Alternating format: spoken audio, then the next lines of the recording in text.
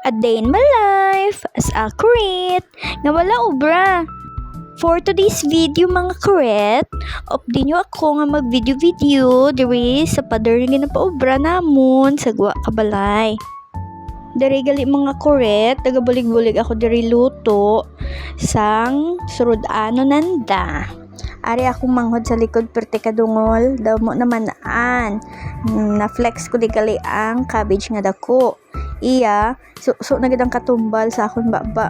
Perti nakakahang ba? Ari na, nagkihad na ako sa cabbage. Namit na siya. Kihadon tat pino-pino. Ara, dungol gid siya mang dukol-dukol pa sa kilid. Daan nga perti ka sensitive lawas ta boy. Ikay nagainulan, malamig ang tsimpo. Ang lutoon namon is pochiro nga baboy. Amo mo lang na nabalaan ko di, maluto-luto. Ari ginabligan ko akon nga bayaw. Naka ako lang makihad ka panakot. Ikaw lang ka baboy. Balaan yung mga kuret, gamagaan ang obra basta nagaburuligay ka mo. So dari nga part, ginakihad-kihad ko na ang cabbage. Naubos ko ni kakihad. Slow motion pa ako maghulag. Normal lang da kanakon, mahinay maghulag. At least, pulido ta ng mga kurit. Mag-amoji tsimpo nga nagaulan-ulan mga kurit. Nami dumalanggid magligid-ligid kag magturog sa baratangan mo. Garing kay, nagabati ako sa saying nga, nagamagaan ang obra kung tanan ka mo nagaburuligay. So, wala kita mahimo kundi magbulig ka obra. So ari nagapakit-pakit na ako kag nakita ko di ang akon nga manghod nga nagakaon ka mangka. Nako tawi ko mga ko. Tirawan ko. Ari na nag-taste test ako. Mandamit man tamis man. Garing kay gamay lang. Nagsulod ako sa sulod Kabalay, bunabtan ko di akon nga mga hinablos.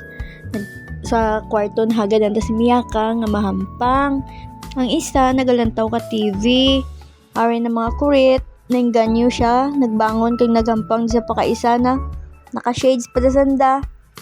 Din ka dyan.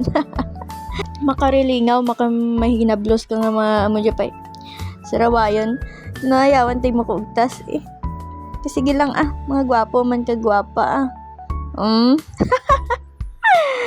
Adin ka dyan. Nagkadto na ko di sa Gwa mga kuret nog.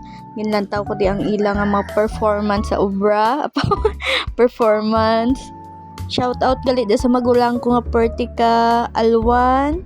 God bless you. Basi mamangkot ka mo mga kuret nga apadergid. Para ang mga kabataan hindi dali-dali makagwa, and also para sa safety of everybody. Hindi taman kontrolado ang tiyempo abi subong, damo na mga gakaratabok nga hindi manami. Dapat aware kita kag malikawan naton.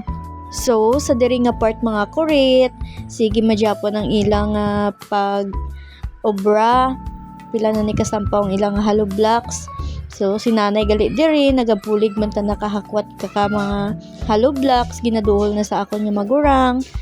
Ginasunlog ko pa siya diri kanay, dapat wati mo nagaobra kay dunya ka. Mayo kay naguntat man ang ulan. Sa sunod man mga kurit, thank you for watching!